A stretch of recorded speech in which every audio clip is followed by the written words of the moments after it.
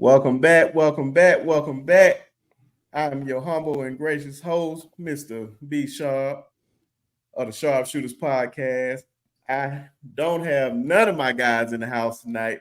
Maybe one of them will show up, but I definitely have my new partners showing love to me, man. They some real special guests. I'm gonna let them introduce themselves. They some good brothers, man. I appreciate them coming on. What's going on, fellas? What's going on, man? What's What's good with going it? What's good with it? Thanks for having us, B. Yes, Yes, sir. sir, man. Shoot, man. Y'all go around the table and introduce yourselves, tell them YouTube and all that good stuff where they can find you. Yes, sir. Hey, man, it's Nick Battle, aka Nino's Corner, man. Go to Nino's Corner Sports. On YouTube, on Twitter, it's just Nino's Corner, and the website is ninoscornersports.com. I cover Texas football content. I got Bleach Report on Fridays with this guy named Jay, underneath me. Also SEC Connect on Wednesdays with this guy named Jay, also underneath me, man. So we're just doing a lot of stuff when it comes to sports content. You know what I'm talking about? Yeah, it's your boy Jay, Unfair Sports. Find me on YouTube as well as whatever podcast I download and listen to. Talking college football, mainly OU football. He's my rival, but he's still my boy. We duke it out all the time, which I love it. He's a real one though. That's the good thing about it, man. But be sharp. Thanks for having us to pull up tonight. We got some fun stuff to talk about.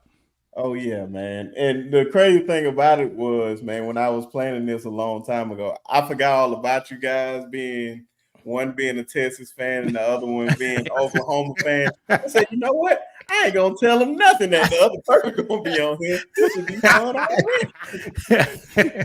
Hey man, like I said, we got the SEC Connect. We do Bleach Report on Fridays together. We do a lot of collabs together to be rivals and hated rivals. Like we don't like each other like that, but we like each other like that, which makes it so dope. That good love-hate relationship.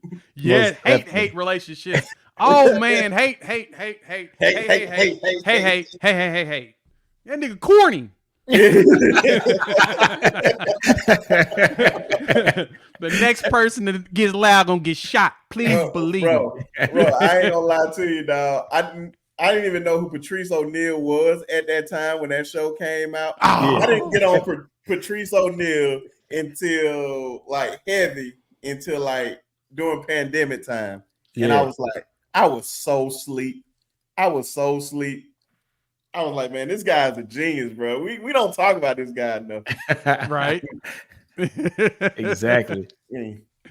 Let me just go ahead and get this started. So, a great thing happened on Saturday night. Me as an Alabama fan, I was ready for this game for 365 days. It was too much talking, this LSU and all this BS. So I was like, why not start with the LSU and Alabama recap? Of course, we came out with the W. Aftermath, Brian Kelly sending stuff to the SEC commissioner and all that, talking about reviewing this and that or whatnot, calling stuff a dirty hit, talking about he trying to protect his player, but he allowing his player to go right back out there on the field, not even one or two plays later. But hey, it's all good. We came out with the victory. I just want to know y'all guys' take on the game. Hey, man, look, I'm going to start this one off, Jay. I thought this game was going to be closer than what it was. First, let me preface this by saying my wife from Alabama. She's from Greene County. So she's an Alabama fan, right? She does that all the time, right? I got two nieces that went to Alabama, two sister-in-laws went to Alabama. I'm from Louisiana. I grew up in Shreveport, Louisiana. I went to school at UT, at Texas. But I'm from Louisiana. I was born and raised. If I didn't go to UT, I was going to go to LSU, right? My mama's a diehard LSU fan to the extent that when LSU played Texas, she was like, don't call me. You know what I'm saying? And so I had no dog in this fight, but I got my wife on one side and my mom on one side. They texting each other. I mean, my whole family, though, is all LSU fans. They talking mess and everything. So I'm just going to let this be. I thought the game was going to be closer than what it was. LSU did kind of keep it close for those first three quarters. Man, Milrose looking like a whole different quarterback than what we saw in week 2. he still got to get better passing the ball. He had a couple wide open passes. You know, that one touchdown he had to the left half, it was just like dude could just walk in and he threw it like 5 yards over his head. He has to get better at passing the ball, but when he can supplement it with his running ability and just, you know, like 2 plays later, he ran the ball in for a touchdown. He's dangerous, man. He's special. He's special. He's why Texas wanted him, and is why, you know, some folks are mad that he decommitted because he is special. Bama got him a good one. Bama's defense did their thing in that second half. They stood up 10 toes down in that second half, man. Terry and Arnold played well. Caleb Downs played well. The Alabama line still a little shaky, but look, when you got Milroe that kind of erased the mistakes, man, it's kind of null and void. I was shocked they won by 14 points. I thought the game was going to be within the touchdown, but it just shows, man, Bama's getting better week in and week out, and they're going to be one of those teams that they're going to go to the SEC championship. They are, and they got a damn good shot to beat Georgia. They, in my eyes, they might be the favorite in that game. I'm going to go ahead and say it.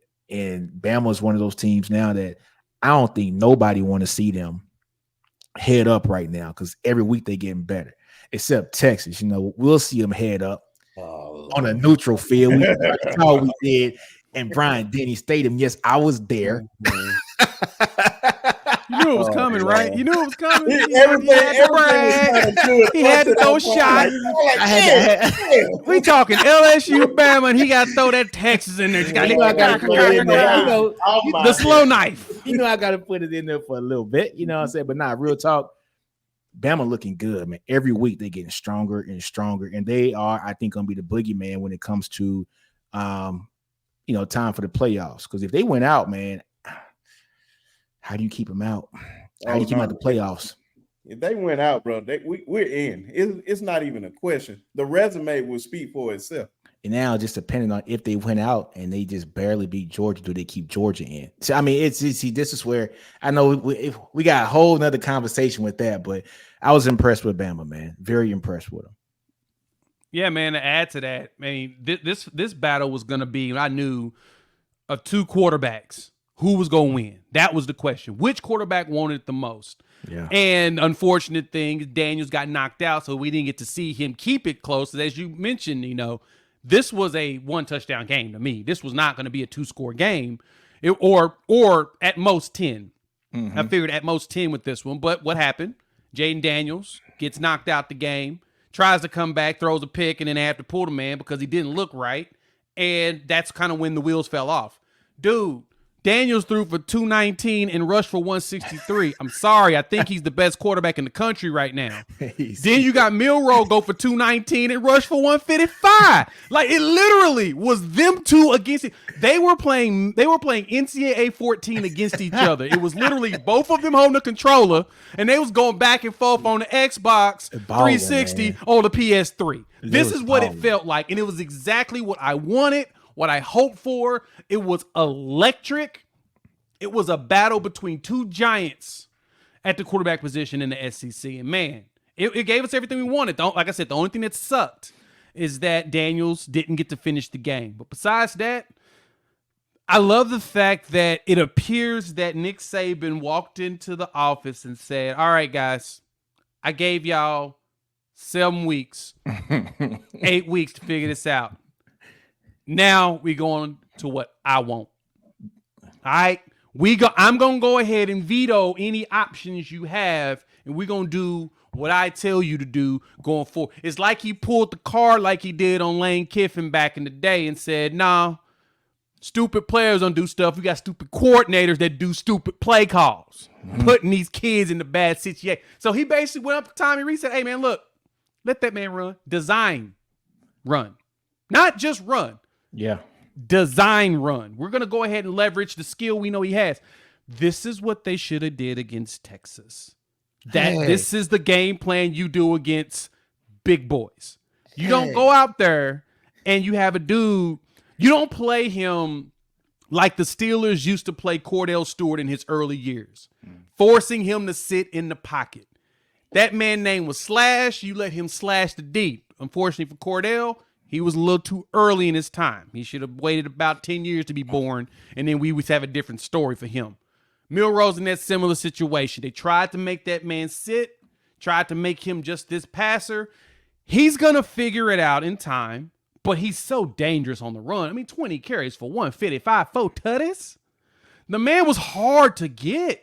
He's hard. You just design run. Don't let him scramble only. Scrambling hurts him if that's the only thing he does. If it's a design run and a scramble, it makes him more of a threat. And that's what Bama finally figured out. So as Nino said, man, y'all the most terrified team in college football right now. I told people Nick Saban wasn't done. He's going to figure it out.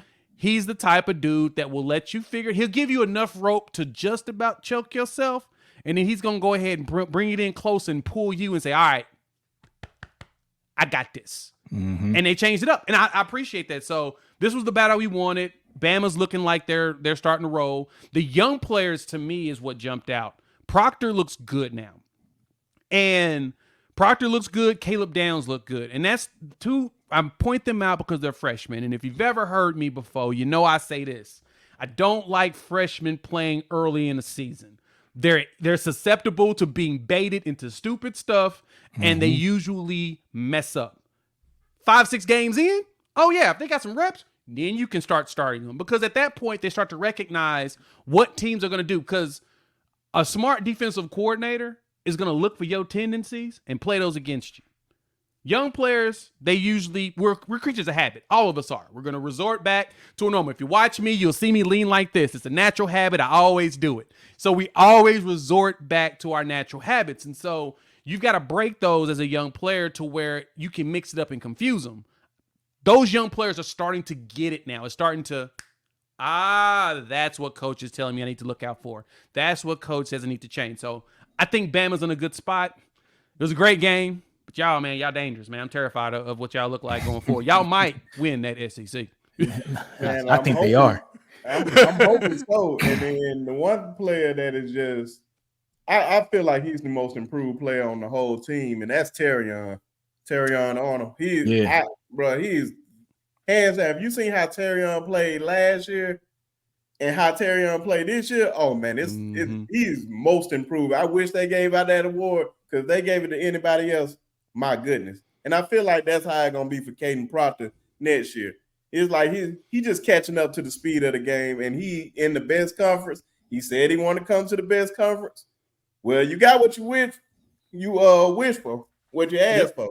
Yeah. So I'm just glad that he's improving every game, and they finally using Jalen Feet because I was just like, bro, he is not Bryce Young back there just throwing the ball in the pocket. And then it's like he just try to catch his first read, his second read. Then after that, he don't see nothing. He just go.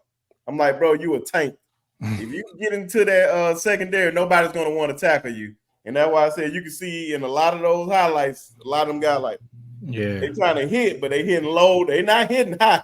They'll be on the highlight reel. Dude, he every bit of what, 220? Right. Like every bit of it. You know what I'm saying? Nobody said that what it seemed like. Yeah, man. That man an NFL corner. Not safety. He ain't no corner. You're right. He NFL safety. He's laying the wood that way. You're right. Good point. Yeah, he like Chancellor almost, big as that dude is, man. That's true. My only thing though, man, Sharpe, man, is when it comes to Caden Proctor, I still think he's too big for the position. I think he got to slim down, man, because his footwork's not the best. I think he still gave up 2 sacks this game. Or he had 1 sack and a bunch of pressures. I think he's more suited right now for guard. He's just so big, man. It's just like his footwork ain't where it's not where it needs to be. But like you said, once he gets a good full off season, to get conditioned right, maybe slim down to about 340 or so. Because what 365? He's like something like that, right? Yeah. Like slim down to a healthy 340. I ain't gonna say healthy 340. That's that means offensive line. They're the most athletic players on the field. Yeah, come on, man. Yeah, give him that. Like a good 340 for him would be good because that'll, like keep him light on his feet, make him just a little bit quicker. Because man, he got the talent, man. He got the talent. He's a stone wall, man. It's funny because when you're saying that, you're spot on. So I was at the third Saturday in October, Alabama, Tennessee. I went to that game this year. Check that game out. Bryant-Denny's beautiful stadium, great area. I love the tailgating. Had a blast. Bama fans were fun. They were feeding me and everything, so it was cool while I was rocking my Tennessee orange. But one thing that a few of the fans said, and our boy says it's a lot, Ty Hayes over at Around the Table Sports, he points this out a lot. The big problem that a lot of them feel like this offensive line is they too big. They are bigger than most NFL offensive lines, but they don't move with the agility of an NFL offensive line. They move like they're big. They don't move like they're strong, agile, or athletic. And so, yes, it sounds great to have the largest overall grade on a side pounds wise on the offensive line in the country, but it don't mean anything if they're stuck like they're moving with cement in their feet. You know what I'm saying? Like they're moving around in cement. It felt like the Florida game to start the season for y'all, the way Florida was playing and how that offensive line just looked like they literally was moving in cement, in wet cement. They just could not get the footwork down, and Proctor's one of those. But at the same time, the good thing for him is he's young. He's 18. He's figuring it out. Yeah. And once he gets that full year, Nick, I love that you said that because I say that about young players all the time. It takes your body about a year to really get into the shape that you want to. If they have a particular shape they want you to be in, it's going to take about a full calendar year to get you to that point. So if you come in January, by that next January, you'll probably be where they want you to be. That next fall is all basically icing on the cake of what they're going to get out of you. Because it takes time for your body to adjust. And at his size when he came in, yeah, big boy. But yeah, Nick, he's probably better as a guard to start. Kind of like we do with Caden Green at Oklahoma. We brought him. He's a freshman. He's playing now. We waited until later in the season, but now he's playing guard, and he looks really good because he's more of a tackle, but he can play all the positions. But he looks really good as a guard now because he's bigger, but he's getting into better shape. He's getting more athletic. He's able to handle the pressures that's coming through, and so because of that, it's like, yeah, now you want to play him at guard. Let him continue to get acclimated. Next season, you can throw him at tackle if you want to. And I think that's what you'll see out of Proctor going forward is he's just got to get that body right. And, dude, he's going to be a beast. He's going to be a beast. It's sick that he ain't even playing good and they this good. Just and wait till and I'm hoping that he be somebody that used to play at Oklahoma, that used to play with my Washington Redskins. Big old Trent. Trent was a beast. Old Silverback, man. Old Silverback. And he's still Silverback. I love Trent Williams. He's the best tackle in the league. Yes, man. Get well, bit fella. Get well. But we're gonna move on to that Ole Miss versus Georgia. Now, this is one of those surprising big games of the year. I wasn't expecting this to be Ole Miss to have a record that they had. I expected Georgia to have a record that they had, of course, of that terrible schedule. They ranked 110 of strength of schedule, but they're the number one team in America. Shout out to Kirby Smart setting up that schedule. But I feel like this is a very, very interesting game, only because Brock Bowers not in it. I feel like if Georgia get in the trap meet with these guys, it's a possible upset. Just a possible upset. If Jackson Dart can get off the way he wants to, I really feel like Ole Miss can go in to Athens and upset them. What you guys thinking? Jay, I'm gonna hand this out to you first, man. Ooh. Ooh. Ooh.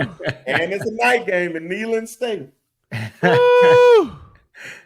Man, look, Tennessee, unfortunately, does a really good job of shooting himself in the foot. But I think they could give Georgia hell. No, especially at the crib. Nah, Ole Miss. Ole Miss. Man, look, I don't trust Lane Kiffin with anything. It's not one of the things I've ever trusted is a Lane Kiffin, right? They're playing, like you said, it's a night game at Athens. You got them rolling in. Georgia's only a 10.5-point favorite, which that kind of terrifies me. That's kind of low for a game that Georgia should be able to borderline dog walk them. But Georgia also plays with their food too much. Yeah. We talk about this a lot, about teams. You play around your food a little too much sometimes, you know what I'm saying? You ain't it's going to bite you back. And I think that Georgia has 2 games. Ole Miss and Tennessee are 2 that's concerns to me because there's a chance that they play with their food too much. Both of those teams can get out there. Jackson Dart is still playing at a pretty solid level right now. He's figured out Lane Kiffin's system. He's making it happen. Judkins at running back is still a monster when he's healthy. Dude's beast. And the question is going to be is, can Georgia's offense cook Ole Miss's defense without Brock Bowers? Now, they did that against Missouri, but I didn't think Missouri's defense was that good. Their offense is really good, but their defense really isn't. They beat them with 30-21. The question's going to be here is, can Ole Miss establish a run that they couldn't figure out against Alabama to win this game? That's going to be the question. If they can get Judkins really going, there's a chance that they can keep the ball long enough to where Georgia, because what Georgia does is they just wear you down. Mm-hmm. They just wear you down all first half through about the halfway through the third quarter. You doing this, and Georgia's like, all right, y'all ready? That was a good warm up. You're like, wait a minute, dog. We've been playing for we've been playing for 40 minutes. What is wrong with this dude? They just ready to go. They just stretching, like they just started the game up. You know what I'm saying? Getting ready to start running. So that's what Ole Miss is going to have to do. If they can handle the attrition of this game, I think they have a shot. I don't know if they can establish this run game though, man. Georgia's front line is just too stupid. Yeah, it's not fair. That's what scares me about it. Yeah. Look, man, Georgia I ain't gonna say they're gonna dog walk them. They should, but they ain't. They're gonna beat these dudes, man. I think Ole Miss might get a touchdown late to kind of make the game close. See that? Yeah, I could see Georgia up 17 points and then Ole Miss get a touchdown like end of the fourth quarter to make it a 10-point game that looks respectable. I can see that happening. Ole Miss ain't running the ball on Georgia. They ain't doing it, man. Georgia gonna put some points on Ole Miss too. Ole Miss let A&M put 35 on them last week. You know, so I mean, I can just imagine. And Jay knows I like the talent A&M has in their offense. I do. I like Evan Stewart. I like Reuben Owens. I love the talent that they have in their team. But Georgia, I mean, even with Brock Bowers gone, who's their backup tight end? Is Delp? What's his name? Delp or something like that? I think so, yeah. Man, he looked like a beast. You know what I'm saying? Like, I was like, what is up with these dudes? I mean, he looked conveyor good. belt, man. They just roll him out, dog. Ladd over there coming back. You know, Ladd did his thing 2 weeks ago, and then against A&M, he did his thing. Like, you know, he looking like a dude that's going to play for the Patriots. I'm just saying, man. Hey, bro, we gotta stop doing this. We gotta stop finding He cold though, man. He cold. He could play for my Cowboys, man. Bro, they used to say the same thing about what's his name that used to play at Clemson. Hunter Renfrow. Yeah, Hunter Renfrow. Hey, Hunter got a nice little career. The small white guy on the Patriots. Hey, man, Hunter Edelman, a nice career. Just so you know, Belichick has a type. Hey, man, but Ladd works. Hey, but Ladd a little different though. He different. I mean, fair point. Yeah. Hey, man, Ladd got some speed. He got some strength to him. He fluid. I mean, Ladd a little different. Georgia gonna win this game, dog. I got him 10+ points, man. I got him 10+ points. I don't trust Ole Miss. You know, like Ty would say, third and Golding. I don't trust him. Nope. I love Judkins, but he ain't gonna be able to run against that defense. That defense is just sick. I think Missouri's offense is probably more explosive than Ole Miss's. I think Missouri has probably one of the most underrated wide receiver corps in the country. With Luther, Cooper, I'm sorry, not Cooper. Mookie, Luther, and Theo Weiss, right? You know what I'm saying? Mm-hmm.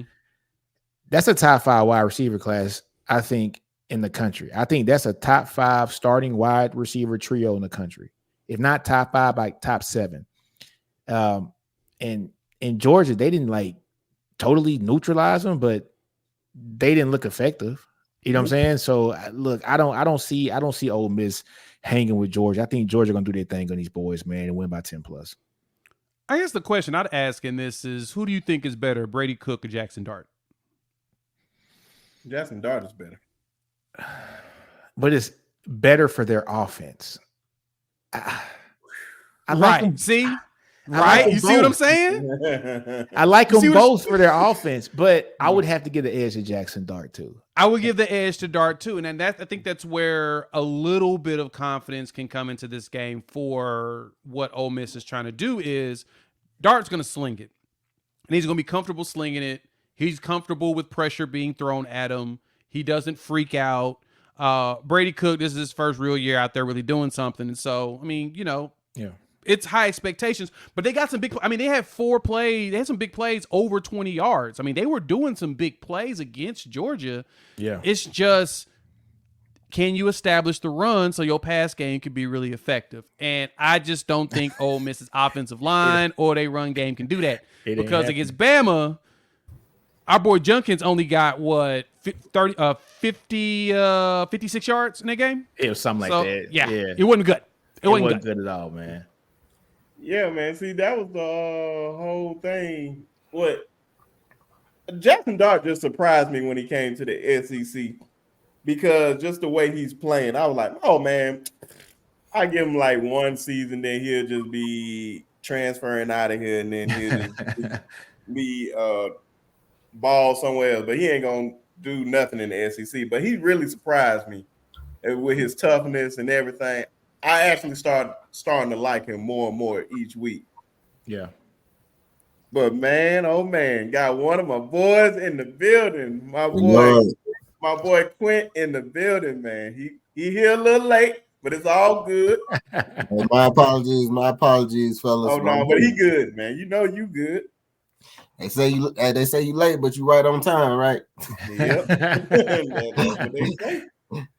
Oh yeah, man. We were just talking about Ole Miss and Georgia.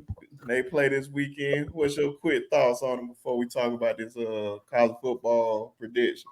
Oh, I got Georgia all the way. Georgia got it all the way, man.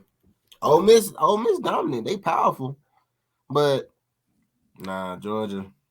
I'm with you.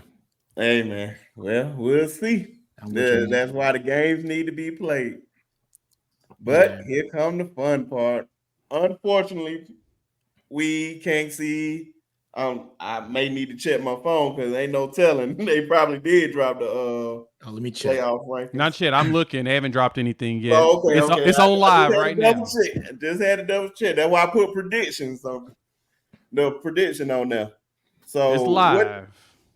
It's live. Yeah, they're doing it now. They're doing them live. They're doing all the reveals now. Perfect. Oh, well, we can do something else, and then we can yeah.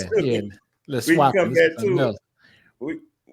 We can talk about one of my favorite parts of the show is NFL predictions. It's just something simple. Quint, unfortunately, I've been doing so much running around, man. I couldn't tally up the score. Who had the most wins this week? But I know it's me as usual. And I know one of you guys got to take a shot. So, fellas, it's just something simple, man. We just making the picks. The first team I named, they on the road. The last team, they at home. So, week 10 predictions start off the Panthers, and the Bears. Oh. We'll start with me all the way down to Quint, then Jay, then back to me. Yeah, it's a dirty game for Thursday night. Nasty. That's nasty business, man. Yeah, man, that's pretty disgusting. I'm actually appalled that that's actually placed in front of me. I'm gonna go with the Bears on this one. I don't know why. Both teams suck. Both teams suck. What's Carolina? They 1-8 right now. 1-7. 1-7. They just lost to the Colts. And without Anthony Richardson, who the backup? Who's the backup in the game? Was it Gardner? Yeah, Gardner Minshew. Minshew mania, baby. The 25 just dropped. Where's it played at? I'm playing in Chicago. I'm gonna give it to the Bears, man. I'm gonna give it to the Bears. But I don't feel good saying that. I mean, you don't feel good saying either one right now. This is a mid-off, man. You ain't lying. This is exactly what we're getting. Actually, not even a mid-off. This is a low tier off. This is You ain't nasty lying. business. Nasty business, man. Who you got, Quinn? I think I'm gonna go with the Panthers, Alabama. I'm gonna try. Yeah, we need to get him some help, man.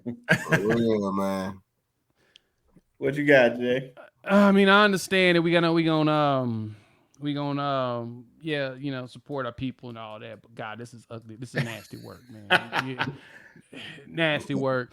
I feel like they both are racing to be the worst in the league, and Chicago is really the only one that should be really, really bad so that they can actually get a quarterback in the draft because they're not using Justin Fields right, and he needs to go ahead and just go somewhere else. They force you to trade him. But I'm probably gonna go with the Bears just because it's at the crib. Road games in the NFL are tough. Fans are ruthless, and yeah, Bryce is gonna be in a hostile environment in Chicago. They're already worked up there anyway as it is because of the new stadium and all of that stuff. Them fans is rowdy mad. So yeah, I'm gonna ride and go ahead and put the hands on the Bears to do this because Justin ain't gonna play, so they may actually try to win something on accident. And that's the funny part. All right. Next one that we got. Who your pick? Oh, yeah, my fault. You know I'm gonna ride with Bryce, man. I'm always ride with Bryce, man. Even though this is an ugly game that I will not be watching. But hey, shout out to Bryce. Colts, Patriots. And you fanboy. I'm gonna go with the Colts, man. You know it. I'm gonna go with the Colts. I have no faith in the Patriots. Bill looked like he about to get fired. They asked me that question today. You know, like, where do you see yourself in the future of this team? I'm focused on the next game. Like, we're on to Cincinnati. Hey, man, Colts. Cincinnati. I'm going to Colts on this one, man. They got the two-headed monster at running back, man. I'm going to Colts. Gotta mess with the Colts, man. Indianapolis Colts, Minshew, JT. Even though you're a Colts fan and you got on all this Denver stuff, I know you in Denver, man. But you know what? I try to wear different team stuff and just not stick to one team because I like that. I like different colorways. But this is nice. But it said it's nice. Well, put on the Houston Texans gear for next one, man. I would. I gotta find. Put on your rivals? Man, I don't care. I like colors, man. You'll put on some Auburn gear? Nah. Oh, okay, I just made sure. That's a difference. It's not a rival. Hey, this by close to it. I'm gonna get to That's it. about as close you're gonna get. I can live with it. But yeah, the Colts, man. Whew. What you got? This is another mid off. I'm sorry, man. Your boy Macaroni Jones ain't it in the NFL. He ain't it. We've learned that he did a great job with Steve Sarkisian and all those weapons. That's why you just got to trust Sark, dude. That's why Texas fans trust Sark. He got that man drafted in the first round. Dog, got that dude drafted. They had teams fighting over him in the first round, and then all of a sudden they decided to just skip past him anyway. We thought that Shanahan was taking him instead of Trey Lance, and then all of a sudden he just fell. But now I'll ride with the Colts as well. I feel like that defense is just better. Our defense is good. They're producing. That defense is producing what they can. I mean, and I hate that Anthony Richardson is out. He's done. But Minshew Mania is still, he can do it with his Fu Manchu when he be having the horseshoe going. He be getting it. We're going to ride with Minshew and the Colts. Hey, he's a decent backup quarterback. He's an NFL backup, period. Yeah. Like, you can bring him in spurts. Yeah. He'll keep it going. Yeah. Well, unfortunately, I'm going to have to go against you, Matt Daddy. Pause. But the Colts, man. I got to go with the Colts. Now, this should be a very, very interesting game after how he just came off this performance. The Texans versus the Cincinnati Bengals. Ooh. Yeah, I actually like this game. That's got to be a good one. I like this one. I like this one. Let me tell you something. Right there. That's a tough one because, Stroud's the truth, bro. Like, Stroud is that guy. He's that guy. He looking good. But Hey man, Joe Burrow is peaking at the right moment right now. Like he looking real good right now. I'm going with Burrow because he's on my fantasy team too, so I need to get the points. You know what I mean? No bad juju. No bad juju. Now we talking about fantasy now. Now we get down to something. Right. Yeah. CJ Stroud, they got a good offense, especially with him, but that defense is terrible. I'm gonna have to go with the Bengals on this one. I'm gonna ride with the Bengals as well. CJ Stroud put up a career day, so he's about to get just mollywopped in this game. That's just how the NFL works, man. It's you come out there and you have this world-beating game as a young player. It's like, yeah, I think he's the next thing. And the next week, throw like 8 interceptions. Like, what the hell happened? It's They got NFL, that tape baby. on them. We got tape on them now. Chess match, baby. I think Cincinnati though is just a better team. They're built. They're built to make a deep run in the playoffs, even in a stacked AFC North, which every year the AFC, man, that conference, that division is always stupid Sick. hard. It is. Sick Stupid. division. It's always stupid. And it's somehow that way right they now. came out twice. Everybody up 2 games. Oh, 2 games over 500. Mhm. Dog. That tells you something. But I'm riding with Cincy on this one. I agree. I'm so glad when I find my post on Facebook when everybody was trashing CJ Stroud, talking about he was a bust. I was just like, bro, it's preseason. Let the guys play the game. Let him I cook. said, man, trust me, he's gonna be all right. The Texans did a great thing. This is why I want to be part-time NFL scout with teams because some of these kids I be putting out there, dog, they end up turning out good. But I'm going with my MVP pick, Joe Burrow, and he is peaking at the right time. He's starting to make me look good right now. Yes, and sir. I need to trade for him in fantasy. Packers, Steelers. Steelers. Who you got, Clint? Dang, Jordan Love just had a good game. Ooh. I don't care about that Jordan Love. Listen, I wasn't a believer. I'm still not a I'm believer. still not. I ain't a believer All either. right. I What did give he him make you believe? I give him a little pass. You know, for real, I give him a little pass. So I'm gonna go with the Packers. Who sucks more? Kenny Pickett, Jordan Love. Kenny Pickett. All right, we're gonna ride with the Steelers. Because Mike Tomlin somehow produces defenses, and this dude, he has not had a losing season in his entire coaching career, which is Ever. Yeah. stupid. that. Which is man. coming up. He's either been 500 or above His his whole, whole damn career. career. Yeah. I'm impressed. Yeah. Give me Tomlin. Man, I hate Kenny Pickett so bad, bro. I never liked quarterbacks that wear 2 gloves. Never in my life. I feel like you're trash, bro. You can wear 1 glove when it's raining or snowing, you just get that grip. But when you wear 2 gloves and you throw the ball, you just look stank to me. So, but I'm still going with the Steelers. That man said 2 glove. 2 Bro, glove. if you look up the history of anybody with 2 gloves, the closest person I've seen that looked decent was Michael Vick. That's the closest I've seen that had 2 gloves at one point and looked good playing. Everybody else, no. Titans, Bucks. This is a good one. This one's Baker is playing pretty well up there in Tampa Bay, but man, Will Levis, he looked good these last 2 weeks. Yeah. Like he looked good these last 2 weeks. I'm shocked by that because I was not a fan of him in college. I thought he was cooked grits. I thought he was, I thought he was overhyped. You know what I'm saying? But he looked good in that offense, man. I'm gonna go Tennessee on this one. Man, to be honest with you, Will Levis got something to prove. A lot of people doubted him in that draft.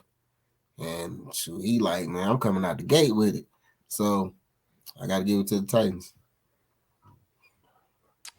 Yeah, I think I'm gonna remember the Titans as well on this one. I have questions on both sides of the ball. I mean, Tampa right now is a 1.5 favorite at the crib, which is of course a concern. And at a certain point, Baker Mayfield can't win every game when the defense give up a play, the last play from scrimmage, to lose. It's kind of hard to win the game if you ain't on the field. True. And it seems like this is happening every week. I don't know what happened to Todd Bowles and his defenses. They seem to have forgotten how to play defense lately. So yeah, I don't want to go against Bucks is my favorite team anyway, but I might have to go with the Titans on this one. That defense is atrocious. Garbage. Gabbage. Hot gabbage. I expect after what I've seen with the Bucks, man. I'm sorry, bro. It's about to be. I feel like Will Levis about to have a 3 touchdown day on them. Give me the Titans. I can see it. One of the biggest games of Sunday: Browns Ravens. Ravens. Action Jackson. Ravens, man. They got this, man. Them dudes playing so good right now, man. They playing so good. It's just like I think Lamar playing like the MVP of the league right now. Who they just played? I forgot who did they play this past one. Yeah. You know what I'm saying? Seattle. Okay. But hey, man, they 7-2 right now, right? And yep, they're kicking ass. Look, man, Odell back. Hey, all we've been asking is get that man some wide receivers. Go get that man some wide receivers, and let's see what he does when he has a real wide receiver. Like Patrick Mahomes has wide receivers. Aaron Rodgers has, his guys. We've never seen Lamar have, no kidding, some really good wide receivers. Odell's that dude, and then Zay Flowers, he complements him extremely well.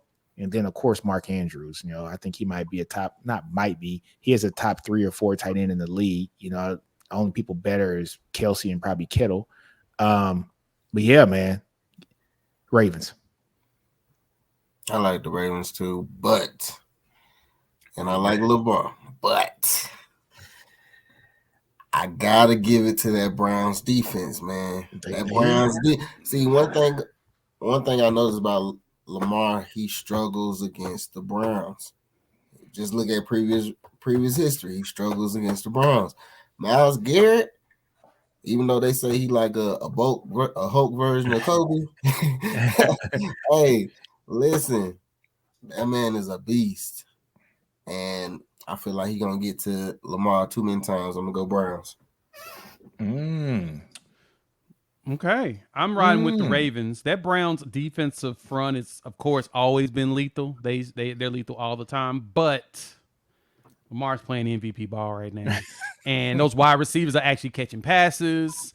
They're healthy. If attrition maintains, Ravens going all the way. I got the Ravens in this game.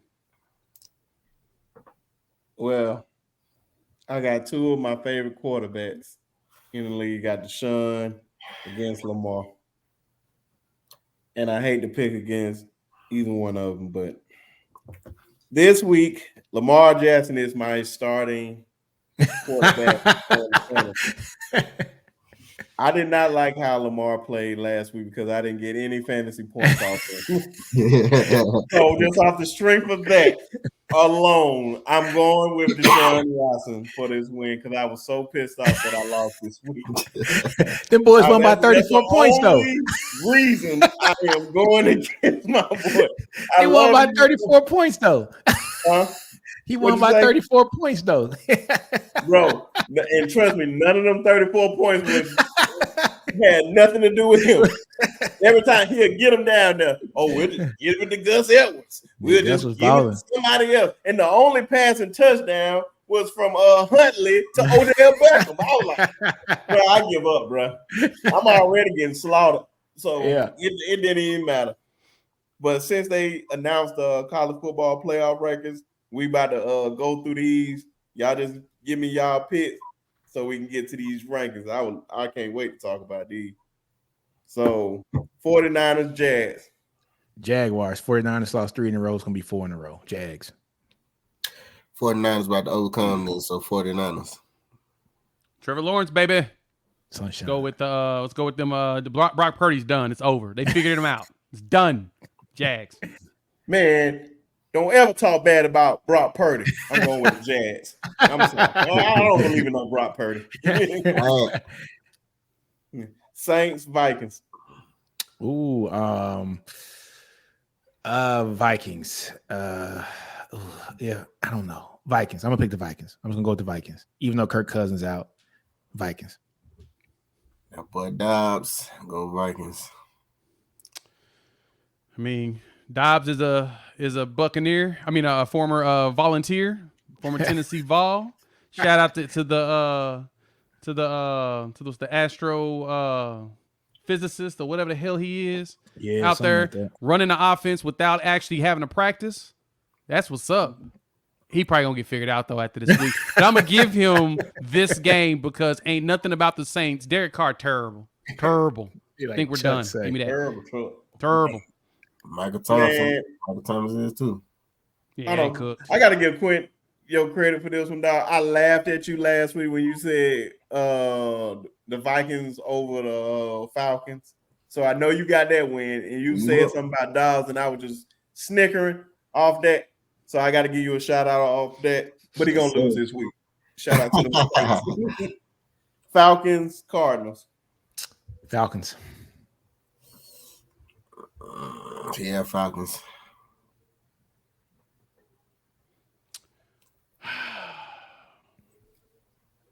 Falcons lost to the Vikings last week in a way that made absolutely no sense for them to lose.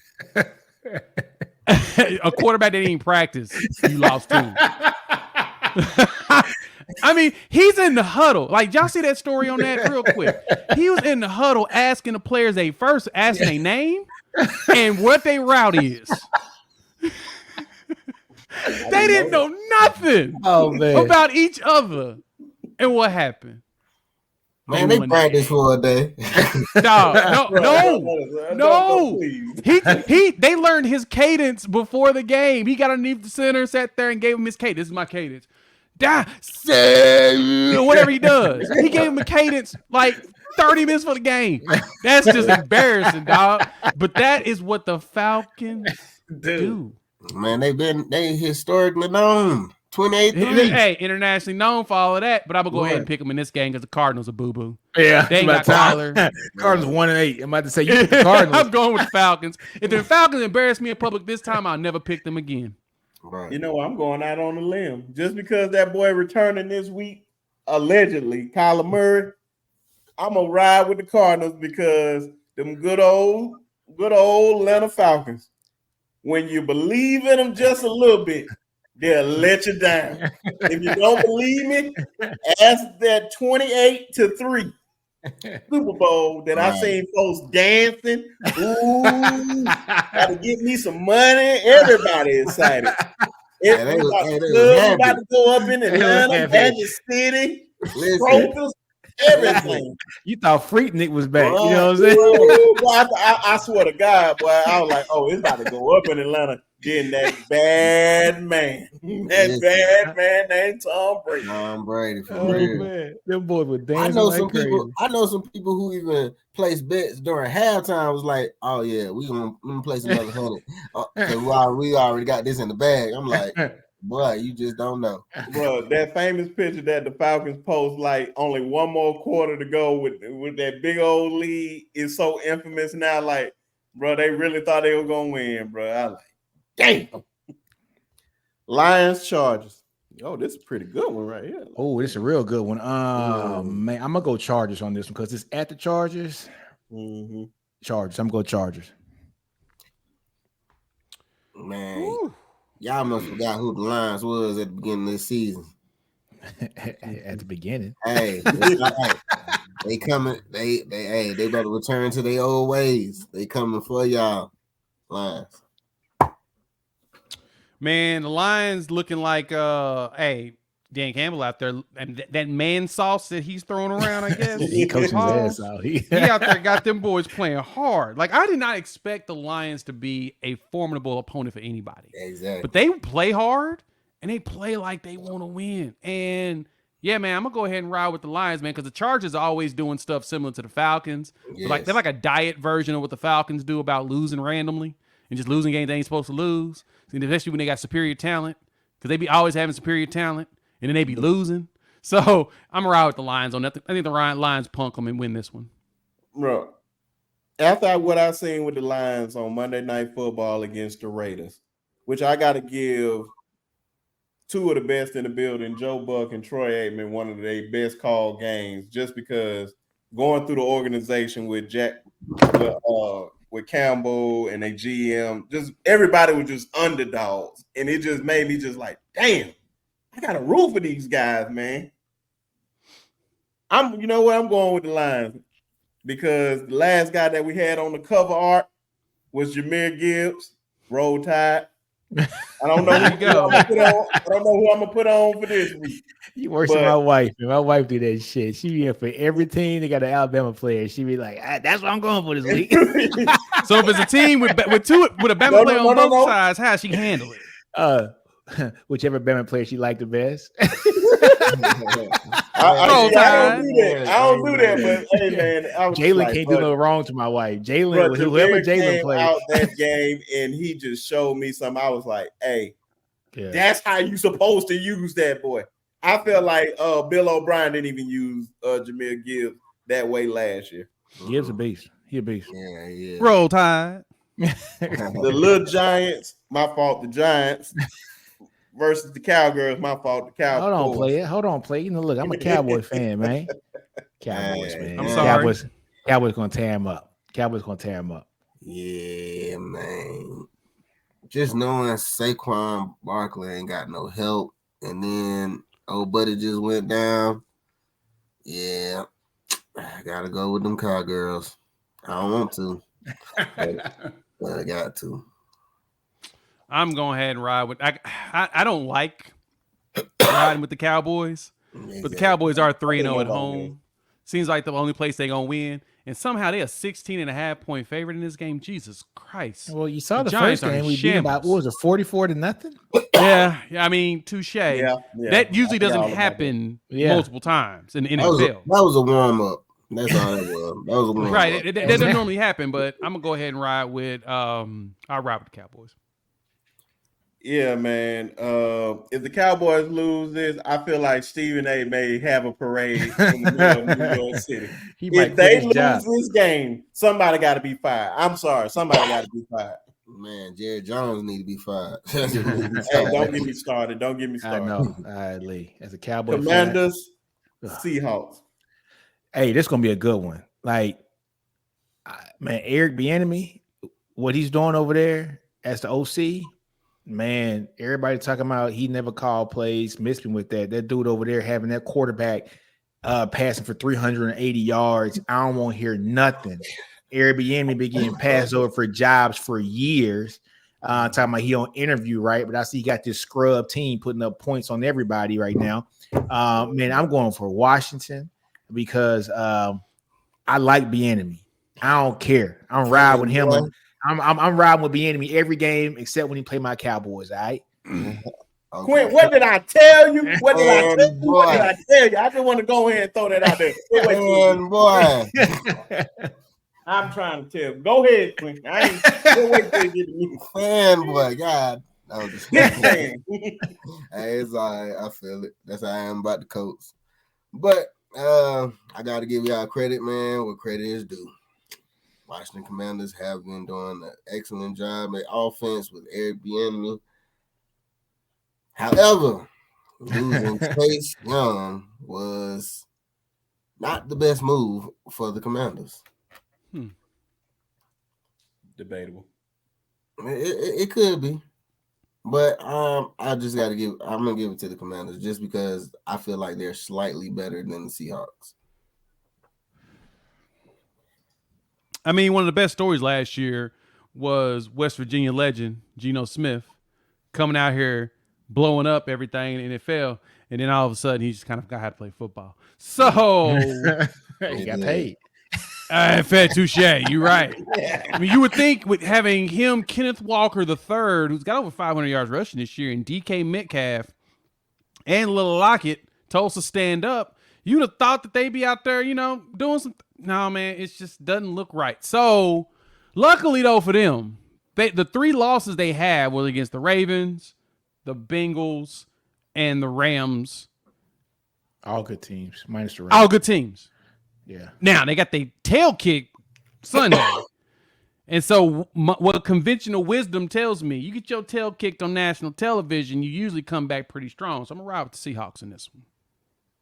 They'll bounce back. And it's the Commanders. They That's what's- stank. That's what's I've been hollering. I'm so glad that somebody else been saying what I've been saying about Airbnb. Mm-hmm. Mahomes and Andy Reid would not have 2 Super Bowl rings without this man calling. They love to try to put my man down, talking about he wasn't calling plays. That's why I was so blessed when he came to us. And them boys crying all off season. Oh, he coaching us too hard. I'm like, bro, you in the NFL, bro. Come on, bro. He coaching you too hard. You getting paid. Shut up. These scrubs out here. That's why, like I said, and I'm gonna say it again and again and again. If we do not fire Ron Rivera this year and make Airbnb our head coach, he's gonna go somewhere else and be a head coach. And I'm going to not be a fan anymore. I can't take it no more, bro. This is literally, we let too many guys walk out of there, and I'm gonna say it again. We let McDaniels walk out the door. Yeah. We let Sean McVay walk out the door. Yeah. We let Kyle Shanahan walk out the door. Now we got Airbnb. If we let Airbnb walk out the door without making him a head coach, I'm leaving you guys alone. F y'all for life. We already got rid of Dan Snyder. Come on now. Yeah. United, baby. And for the Sunday night football. Yeah. Oh, yeah, I'm picking the Commanders. For the Sunday night football, Jets, the Jete, Jets, J-E-T. and the Raiders. And like I say every week, if you don't know why the E is at the end for the Jets, look it up on YouTube. Yeah, it's the funniest thing ever. Man, look, I feel bad for the Jets defense. Like, they got a good defense, and they got Zach Wilson over there still thinking about his mama's best friend. You know what I'm saying? They have no offense. He to go for that. He to go for that. Hey man, it's either go for that. I ain't gonna lie. They have no offense, man. They have nobody that can get Garrett Wilson the ball. Brees Hall over there wasting his talent. Zach Williams looked like he should still be at BYU. I got to go with Vegas for this game, man. Just for the simple fact that they have no offense. All you got to do is get 14 points and you're going to win the game. 14. That's all you need to win the game. You said it right there. You said it for man. I ain't even gonna lie. You did. Because that boy, Zach Wilson, out there looking like a deer headlights. That's what he is. However, I will say this. There's moments throughout the year where he do look like a Brady-esque, and you'll see it. Yeah. It was a couple of games early in the season. He did look really good. He did good. Like, okay, he had full turn, and they won the game. Don't you ever in life mention Tom Brady and Zach Wilson in the same breath again. Okay, unless Zach Wilson is bringing him a cup of coffee. Listen, I'm just saying, like, just during those moments, he's nowhere close to. I don't even want to hear moments. You better say he's like, he's Zach Wilson. I don't even want to hear Tom Brady. I feel what you're saying, but he is kind of like that. It's comparable. I don't know, man. All I'm saying is that he does look good in moments. Oh man, yeah. They're not utilizing Adams for real with the Raiders. He's unproduced this year. He hasn't at all. He has not produced this year at all. They got Jimmy throwing the ball. They got Jimmy G though. Who's throwing the ball for the Raiders? Nobody. That's my point. Right. My point. We have a conversation about a dude that literally is only good because Kyle Shanahan is his coach. Right. Josh McDaniels couldn't even figure it out. That's how embarrassing it is. Right? Yeah. You should be embarrassed. Josh McDaniels figured it out with you in New England, but couldn't figure it out with you in Las Vegas. That should tell you something right there, right? So if I got to pick a team on this one, man, I would only want to pick. I'll pick the Raiders for one reason. They fired Josh McDaniels, and those boys look happy. You see them smoking cigars after that win. You see them dancing up there. Hey, Luke, we going Smoking out that there like big Luke. cat. They was happy. That man, Bankhead bouncing and everything. I'll go with the Raiders though, just because they look like they happy for a change. man. Jets ain't got no quarterback yet. I feel like the Jets. I'm not even comparing. I'm not saying their defense is like the 2000 Ravens, but those guys are very dominant. It's just Zach Wilson is probably about as worse than Trent Dilfer. I'm going, but I'm gonna go with the Raiders, man. Just after what I seen, I just can't do it. I'm sorry. And for the Monday night game, Broncos, Bills. Oh, Bills. You already know who this is. Bills. Bills. I'm wearing this shit, but hey, I know who to pick now. Hey, look. Bills. Even though the Broncos just beat Kansas City, but hey, Pat, Look, hey man, Pat had the flu and they was overseas, man. I ain't giving that. Look, I traditionally pick the Bills in a situation like this, but man, is it time to have that conversation about Josh Allen? Is it time to talk about how good of a quarterback he is and how he seems to do the dumbest stuff in the clutch? Y'all saw him dive for a first down from 6 yards out and make it like an extra yard. Midair, we tried to leap dude. Like when you do stuff like that, and that's not the first time we've seen him do that. When it's like, it's third down. You have no chance of getting this first down trying to jump in the air. Why are you trying to knee dudes in their face? Yeah. And what are we doing? This is what he does. They're 5-4 for a reason. They better win this game, man. They better win this game. It's an embarrassment in the NFL. I'm going to go with the Bills too. The Broncos may surprise y'all. I guess Sean Payton figured something out. Well, I don't believe in and they playing in they're playing Buffalo. Right? So 43 degrees. It'll be good temperature. I don't believe in Russell. I mean, it get cold out here too. So yeah. But I don't believe in Russell. I'm going with the Bills. Now, something that we all been waiting for. The college football playoffs rankings. Let's get it. Nothing really changed. So the only thing I think that possibly changed, I'm thinking, looking at it, we got Penn State at 10, Ole Miss at 9, Alabama at 8, Texas at 7, Oregon at 6, Washington at 5, and the top 4 is basically everything is pretty much still the same. Florida State at 4, Michigan at 3, Georgia at 2, and Ohio State at 1. Gentlemen, what are your thoughts? Because I didn't expect anything to change at all, and I don't think nothing's going to change. I think Penn State played Michigan this week. Is it this week? I think so. Let me go verify. I truly believe, and I think do they play in Ann Arbor or they play in Happy Valley? Happy Valley. Ooh. I'm going to call it right now.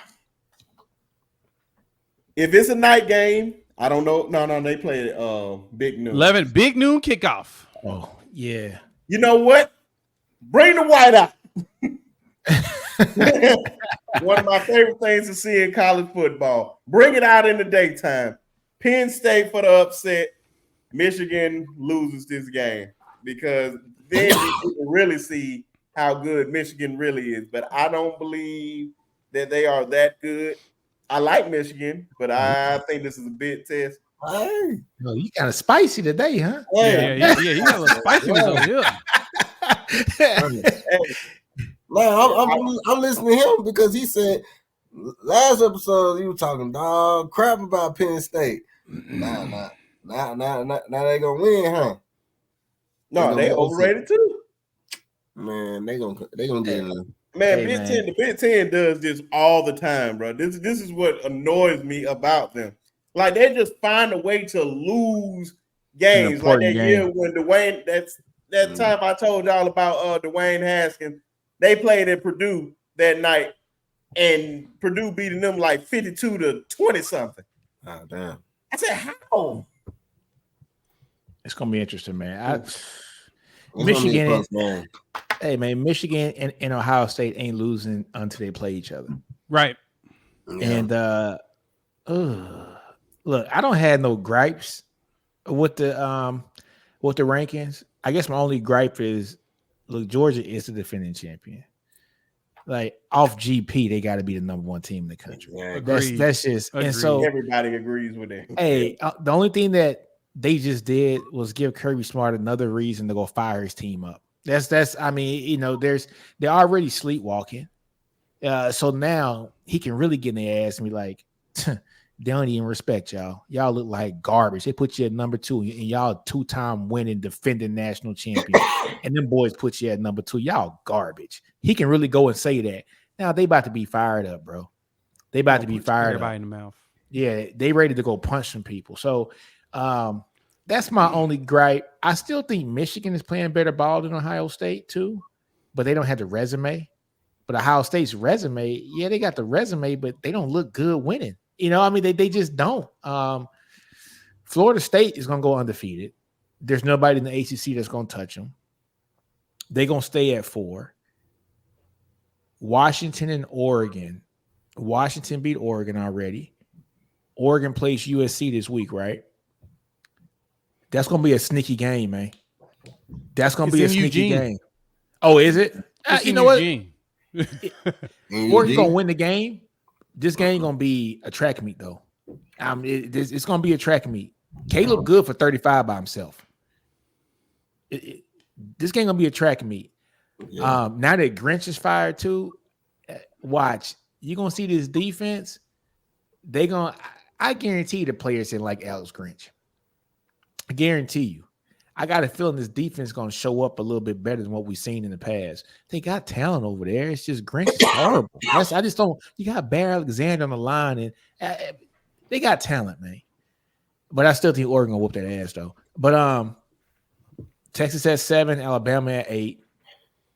I mean, the only reason we're up there is because it's the head-to-head, right? So, I think when the season's over with, man, I think Michigan's going to beat Ohio State.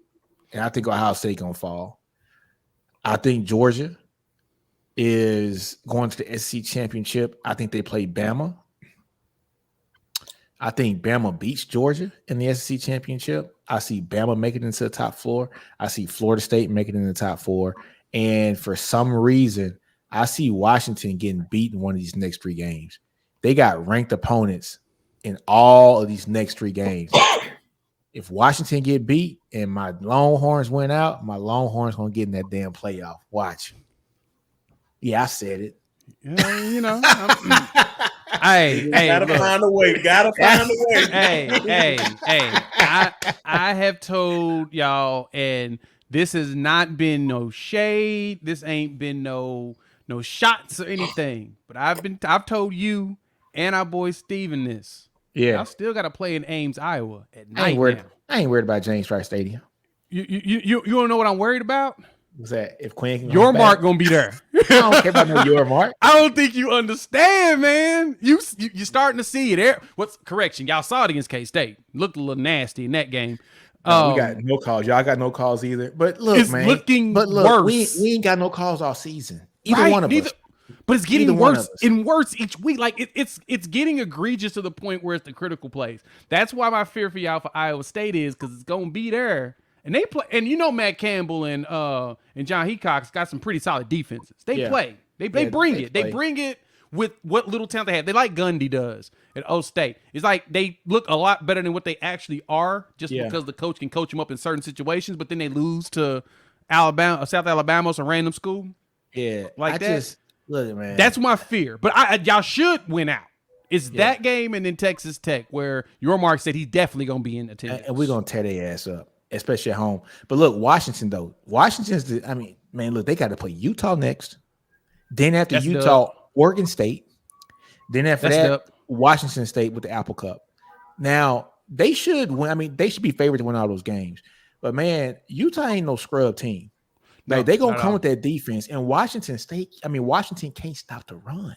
Nope. That's what got me. And run game travels, and that's what Utah do. Yeah, they can't stop the run, and it's at Are they Utah. playing in Utah? No. Mm-hmm. No. It's in Washington. It's in Washington. No. They're in Seattle. Yeah. Okay. But it don't matter. Utah run that ball, man, and Washington cannot stop the run.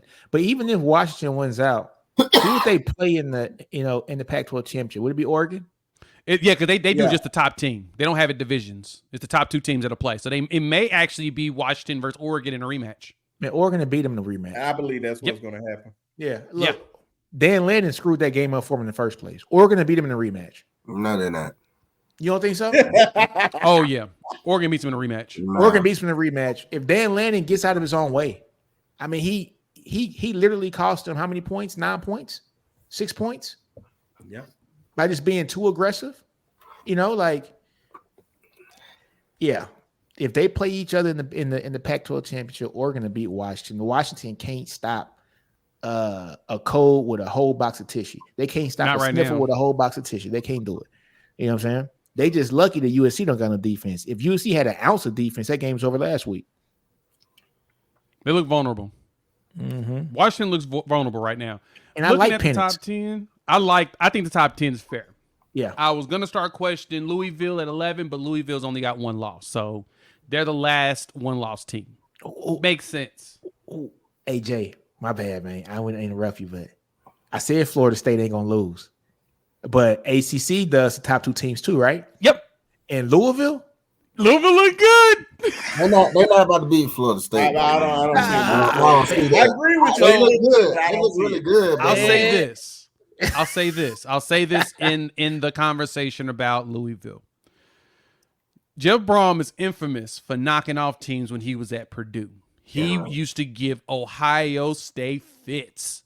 He's knocked off Michigan before. He's knocked off Michigan State when they was hot. He's infamous for pulling an upset out of his behind with inferior talent. I think they may give Florida State some problem. Now, do I think they beat Florida State? No, but I do think they give them hell in this game. I think that Jordan Travis is going to have to literally be Superman in that game because defensively, Louisville's pretty solid and their wide receivers. Scott Thrash is stupid. They killing right now. Yeah. Stupid good. That could be a game, dude. That's gonna be a game. It's gonna be a fun one to watch. That's It's gonna be a game. He gonna be out. Oh, my bad, Branch. Go ahead. No, go ahead. I about to say he about to be out of tissue because ain't no more tissue coming out, man. I ain't even gonna lie. Ain't no more tissue coming out. Bro, I'm not gonna lie to you, bro. This is when college football is at its best right now because it's getting down to those last few games. You do not want to lose. Yeah. One bad loss can end the whole season where you want to be at. Man, I'm telling you right now, I already said this. If Georgia went out, they're in. I feel like this is a scenario. If Alabama beat Georgia, they're in. Yep. Ohio State, they went out, they're in. Now let me rephrase something. The Michigan and Penn State thing. I agree with you. Michigan, I believe they are the better team. I believe they should win. It's just something about that game that scares me. It's just something about now. If they played in Ann Arbor, I feel like that's a blowout waiting to happen. But I feel like they're gonna get up in Happy Valley for that. So that's a scary game for them. But that Washington and Oregon game, that's what it's gonna come down to. I pray to God they make that the last game before it will be for the championship weekend. That'd be the last game because I feel like that's gonna be a slugfest. Dude, and it's gonna decide so much. That one's going to decide so much. The problem with the playoffs right now is that most likely it's going to be undefeated Georgia versus Bama in the title game. You're going to have a Ohio State versus, either Ohio State or Michigan versus somebody in the Big Ten. In the Big Ten, what's that West, which is most likely Iowa, which can't even score touchdowns. Iowa has scored 81 points this season, have given up 86 points, and they're 7-2. In conference. How do you do that? How is that even legal? Why we need to extradite them to Division II as bad as they are. They scored 81 points. But dog, 81. That's it. Sick. In conference. It's nasty work. Nasty work. Like Michigan State has only 81 points and they're 1-5 in conference. And Iowa has 81 points and they're 4-2.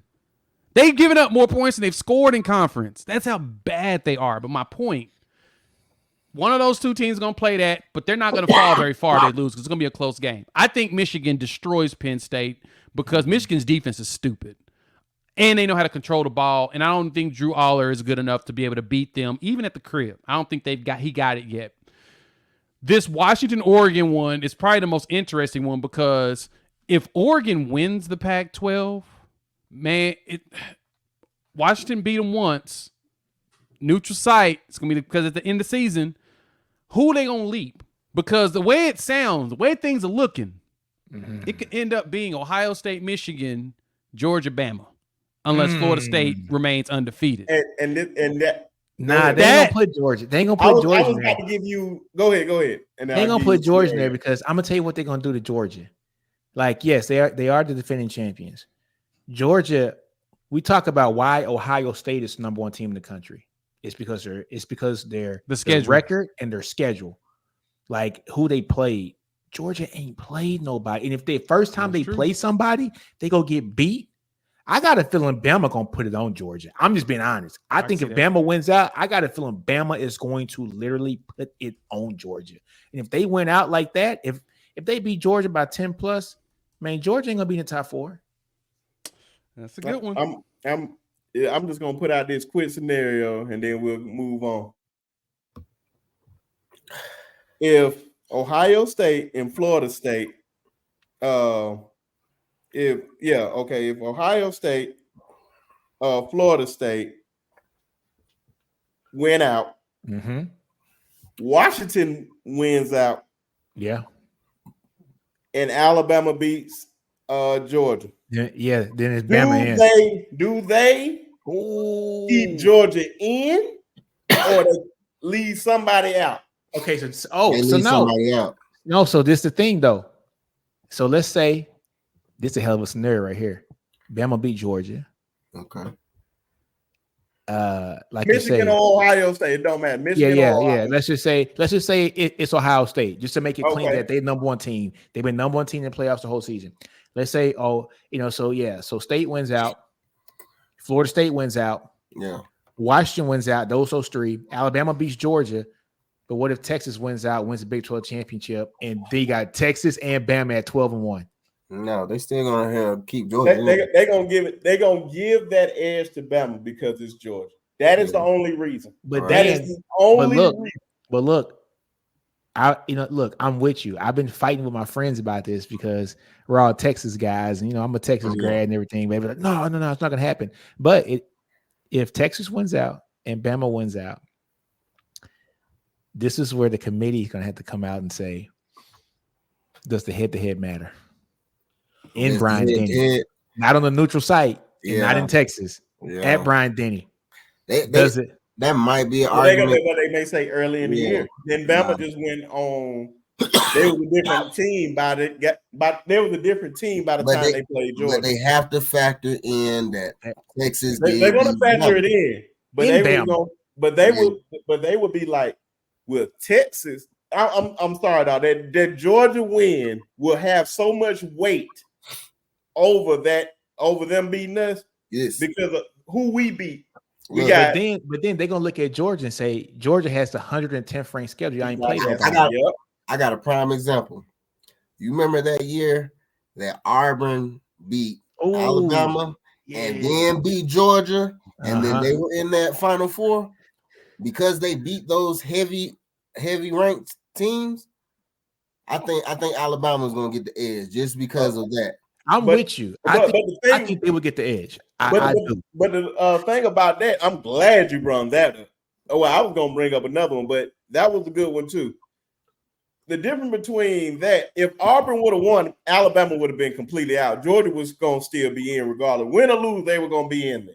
Yeah. But we needed Georgia to win so Alabama can get in there. That's how we end up winning that national championship that year. Cause I mean, boy, I never cheered for Georgia so hard in my life. I like, boy, please be off. But they played them twice that year. They played them that first. They beat them that first time. They beat them in Jordan Hill. Yeah, and then they beat them in lost. and then Georgia beat them in the SEC championship game, and we ended up beating. And that was the same year Tua came out. That's why. Look, man, look here. Right. The weakest team out of all those is Washington. Like, we need Washington to lose. I don't think Washington is going to lose, even if they play Oregon. I don't see that. All it takes is one loss. If Washington lose one game, it's over. But that catapults. If Oregon wins out and they only got one loss, then they're the sexier one-loss team. Yeah. No, but this is the thing. If Washington doesn't lose, if Washington loses to Oregon, okay, then it looks sexy. But if Washington loses before that game is played, they can possibly leave out both of them. I can see that. That's true. That's why I need Washington to lose. I need Washington to lose one of these next 3 games. Yeah. Right. And who does Oregon play, man? Like, who they got next? I don't even think they play anybody. I think they got everybody off their tough schedule. Yeah. So they got USC next, which I'm gonna be honest with you. I think they're going. Look, I was telling Jay that. I said, look, they just fired the defensive coordinator. This could get very, very interesting. And then they got Oregon State to finish the season. Right. Man, come on, man. Hey, the Pac-12 is going to eat themselves alive. They're going to be out of the conversation, I think, because I think Oregon is going to. I think Washington's going to drop a game, and I think Oregon is going to. I don't know, man. I see both them teams losing. I do. Either it's Oregon State or USC against Oregon. They're going to lose one of them 2 games. I don't trust no Knicks. I'm telling you right now, this is probably the most funnest conversation because there's so many scenarios. This is so many scenarios. God, bro. Football. It's a lot of scenarios, but like you said, football don't want Washington played. That's why the games need to be. They're going to be played, and they need to be played. College football doesn't want Washington or Oregon in the playoffs because they ain't sexy names. They not going to bring eyes to the TV. They want the big brands that bring the big fans and the big money. And if college football can get Ohio State or Michigan, one of those 2, Alabama, I'm going to throw my Texas boys in there, and Florida State, you talking about 4 of the biggest brands in college football. You know how much money that's going to make? That's what they want. They want the brands up there, man. And you know what's crazy? On our first episode, I said all 4 of them teams. I don't think you said all 4. Yes, I did. I said that's why we got it on tape, baby. They want big brands, man. And it's the storyline, man. Bro, if Ohio they do State. that, big brand, one of the biggest in the country. Alabama, the biggest brand. And Texas. I said 3 SEC teams and 1 and Ohio State. Yeah, but then you got Florida State, who's another big brand, because Florida State gonna win out. Man, this is interesting, dude. Hey, it's gonna be interesting. Florida State's gonna win out, but this conversation next week. I mean, to replay, I can't wait for next week when the games are over. Yeah. By this time next week, we're gonna know a whole lot. Exactly. We're gonna know a whole lot. Exactly. There's plenty more games to be played, fellas. Yes, sir. Last couple topics, man. This one, just something fun, man, to talk about. I seen this on Ocho and Shannon Sharpe show, the nightcap. It said things that Black people take serious. Oh. And I was like, bro, I was sitting there. If you folks haven't watched it, man, go over there and watch it. One of the most hilarious things I've seen. And it was definitely talking about like things like spades to be a prime example. Exactly. I hate to have somebody I'm playing cards with, man, and then I'm over here and ask me, oh man, what you got? What you played? Or whatnot. Then that's already strike 1 right there. But once you renege, and you act like you didn't renege. Oh boy, I'm it's fired on up site. right there. It's on site. Man, Bro, I'm telling you, bro. I literally seen people like whole moves change. Like, bro, we can lose the game, but don't do no stuff to make us lose, like renege or something like that. Bro, I don't even want to play no more. and you can tell a lot about how a person organizes their hand. You can tell a lot. When you just I sit back and observe. I let them play first because they're gonna weed out the people, who don't really know how to play. But you gotta watch everybody. Watch everybody. If they don't know how to set their hand up, or they playing some dumb moves, you already know it's time to go. You see how I'm holding my phone? You can't see nothing. I hate when somebody be like this, bro. Like, bro, pick up your hand, bro. Like, bro, they got the phone. They got the cards down. You see everything. I'm like, bro, you got both jokers and the deuce. They ain't even saying that. Like, damn, bro. You're like, come on, man. I ain't gonna call me old school, but I do not like when people start doing the misdeals, be dealing back and forth on something. Yeah, man. I don't like that, man.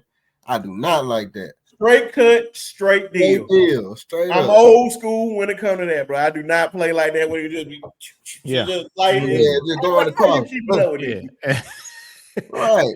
Like, bro, come on, bro. And then when they be cutting back, have about 5 cutting spots, I'm like, bro, come on, bro. Yeah. Just how you feel about somebody who's trying to learn when you in the game?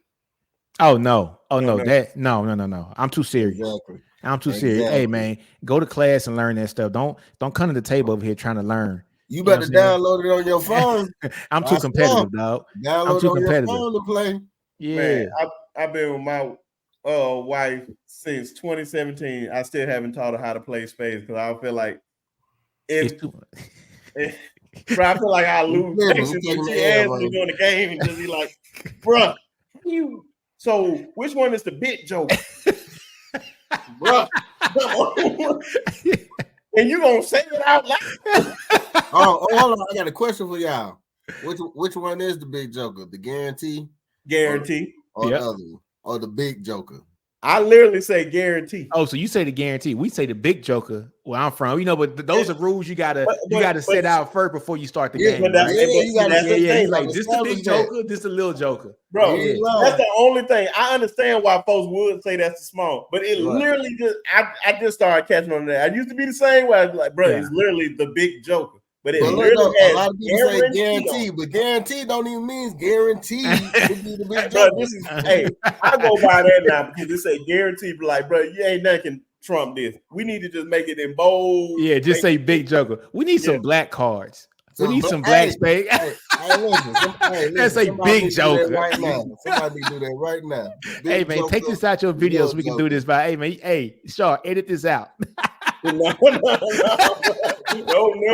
can't do that.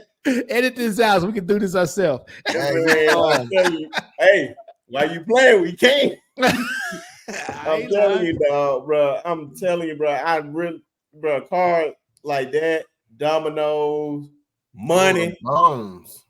Yeah, I'm talking about things that folks literally take to it. But I literally seen folks like money, bro. I had it's one of my uncle's homeboy, and it just used to be around the family. So he basically like an uncle to me too. But I remember folks used to come up to him and ask him for money because he always had money. Now listen here, now I work hard for my money.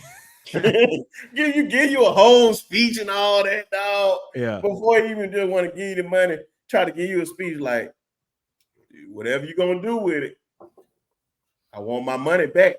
I'm like, bro, I don't even want the money no more. Yeah. You taking it too serious, bro. Take it too serious. I understand when I got older, bro. If I ain't want to give you no money, I just say, hey man, I ain't got it. I ain't got it. Right. Hey man, I got one for you. What's up? When you ride in my car, don't touch my damn radio. Bit time.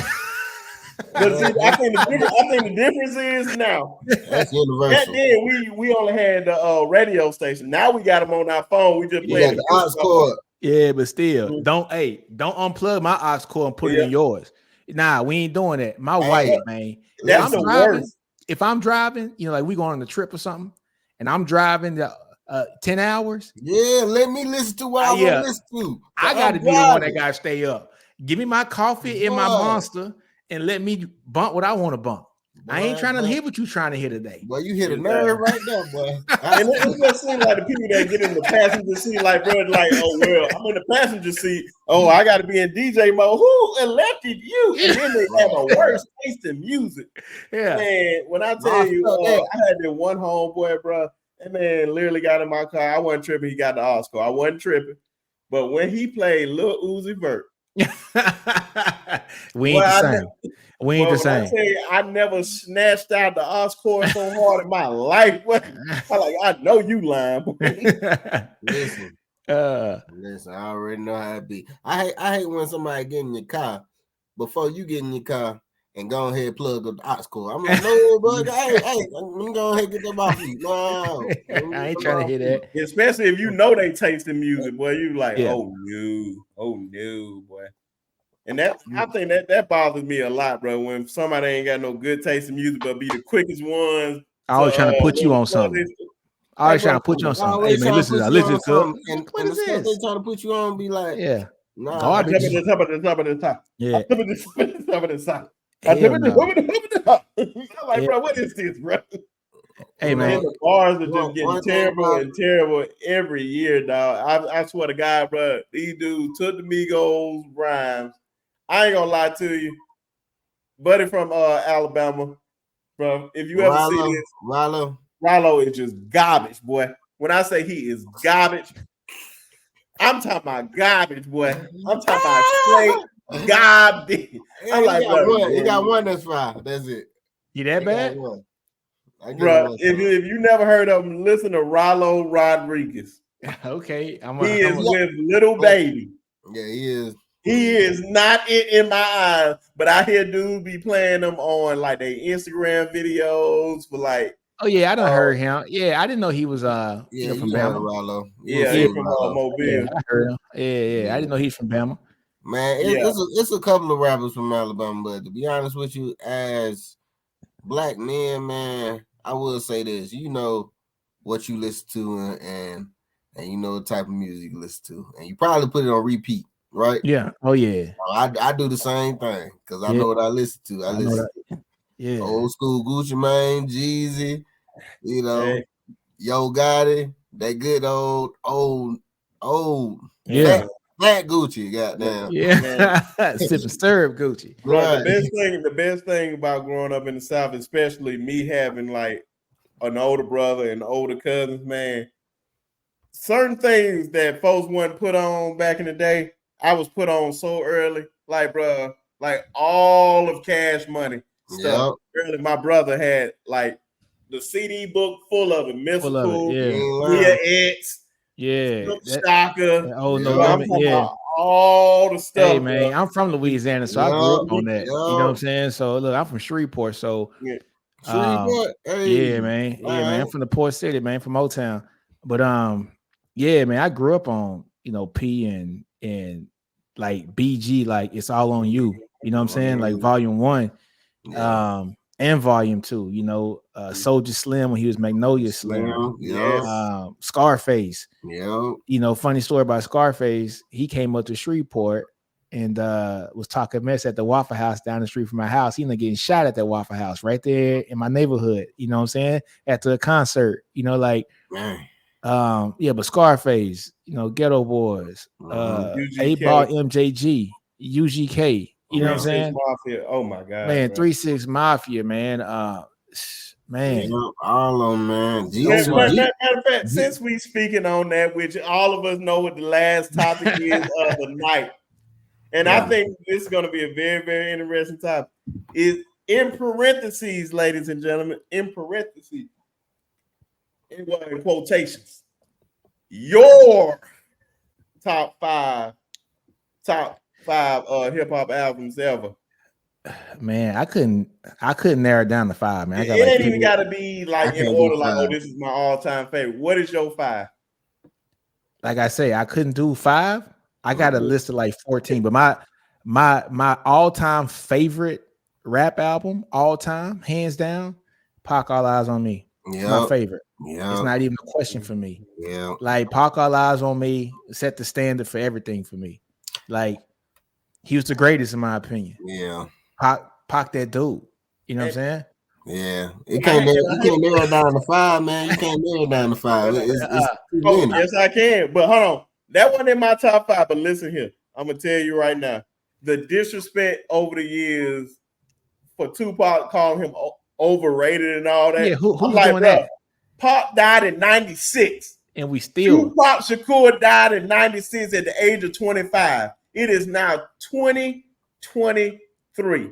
We are still talking about Tupac. It's literally a whole monument in Africa with Tupac on it. Yeah, your favorite rapper's favorite rapper are remaking his songs. Jay-Z's remade his songs. Beyonce's remade his songs. That'll tell you something.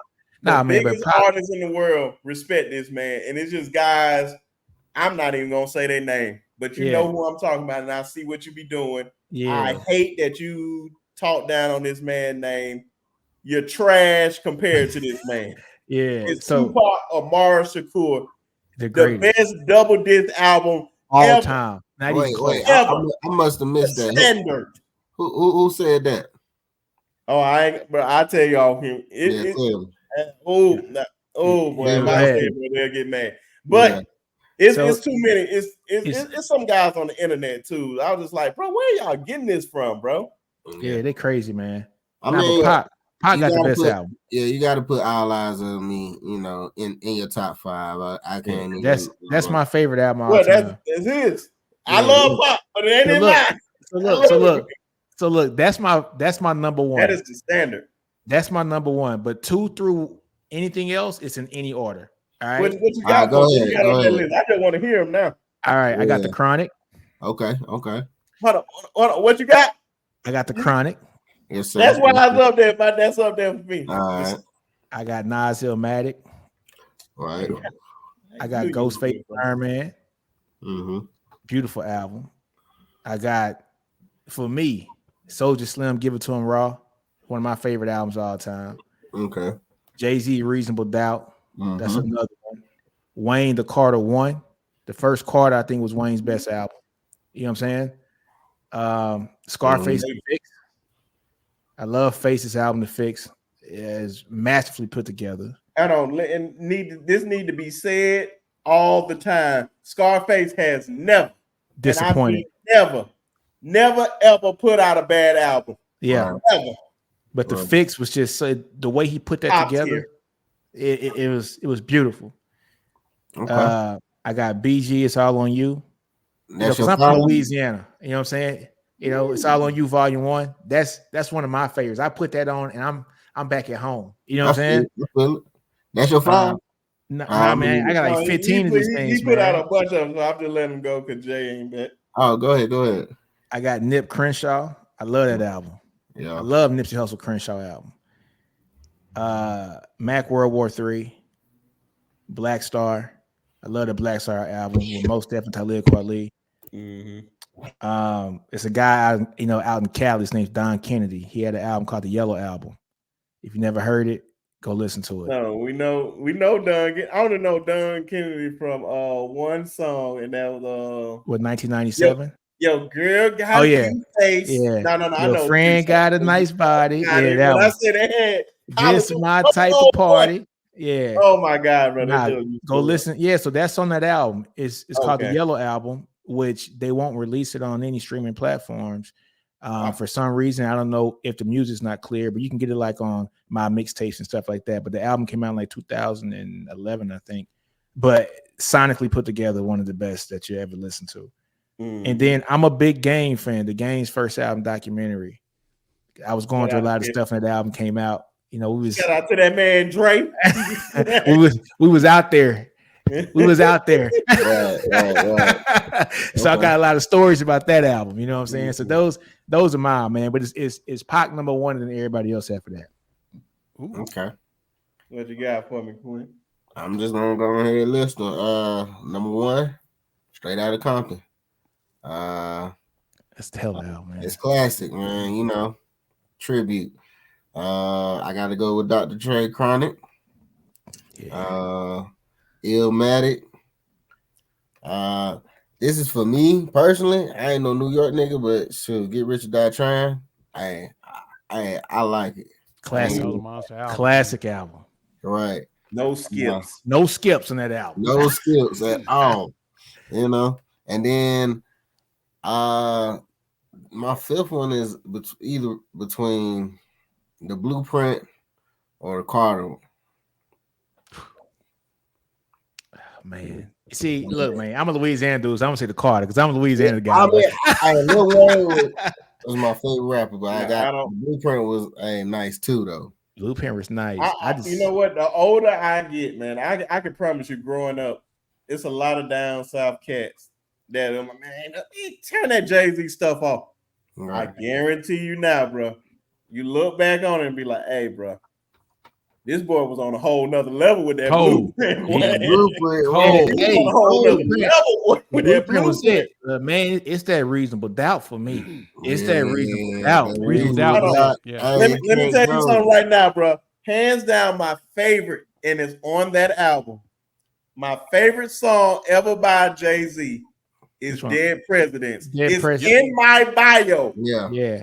That one, Politics as Usual. I mean, man, Jay killed fire. Jake, he do fire, man. Not Dead Presidents. Dead Presidents Part 2. Yeah. Because I felt like, bro. Yeah. Oh my goodness, bro. I do gotta pay homage. I do gotta pay homage to College Dropout too, though. Thank you. Because if nobody wasn't gonna say Kanye, I'm about to lose my mind, man. I do gotta pay homage to College Dropout, man. I went through some things when that came out, but I remember. See, that's the thing about it, man. College Dropout was one of those albums that so many people was going through stuff. It just hit them at a dip because it made you feel like college. Yes. That's what you started feeling, and you started going through things in life, and that's when you was figuring yourself out and growing, and that's how that album hit everybody. It hit everybody. I remember being in the club with that album. I must throw out there that is, I felt when I seen a post on Facebook, which I feel like is no debate to me after I seen it. The best trilogy ever to start a career. You got that College Dropout, you got that Late Registration, and you got Graduation. Ain't nothing topping those 3 albums that come out. You can think as hard as you want, and I'm telling you, you won't find 3 better. I thought about it hard. I thought about it long and hard. I think you might be right. Ain't nobody might be right, man. First 3 I think he might be right because even with Jay, he had Reasonable Doubt, right? Hard Knock Life. Hard Knock Life. Right. Well, Volume 1 and then Volume 2. That's a tough trilogy too. But it ain't touching that one though. Nah, but it ain't, man. Ye, because it's a different time too. The impact that Ye that's had. a different Ye. Because man, look, the thing about Ye that made things so different about Ye is he was relatable to everybody, right? Jay-Z, man, if you ain't grew up in the neighborhoods we grew up in, you couldn't understand what Jay was talking about. You know what I'm saying? Kanye made it to where it was so. He had flow, he had bars, but he made it so simple. The subject matter was able to span different folks, man. It just wasn't geared towards us. You know what I'm saying? Yeah. And like listen, the flow was different. His flow was different, man. Kanye was that dude, and nobody believed in him, man. Everybody just wanted him to be a producer. Did you see that documentary? I loved it, man. Man, that was how did that damn it Scarface passed up on what Jesus Walks, didn't he? Yes. Oh my, could you imagine Face on Jesus Walks? Right. Oh, the bars that Face got? It would have been nice. What I felt like that should have gave this man one of hands down the best part out of the whole documentary is when he played Through the Fire to Pharrell. Yeah. Pharrell has that ear, and Pharrell just like, he said, "This is bro, you are the best, bro." Yeah, he said you're gonna be the greatest or something like that. Didn't he say that? He was like, and he knew before he was nothing, bro. I'm talking about like, bro, you are him. Hey, one thing about Kanye, he put himself in that position to grow and blossom. He had no help. Nobody believed in him. Except for the cameraman and the people who were around him right then. Nobody I'm just believed saying. in him. Beautiful. But nobody gave this man a chance. And rest Like in peace. Jay-Z and Dame Dash even passed up on him. Yeah, they just wanted them beats. That's it. They Right. wanted them beats. Right.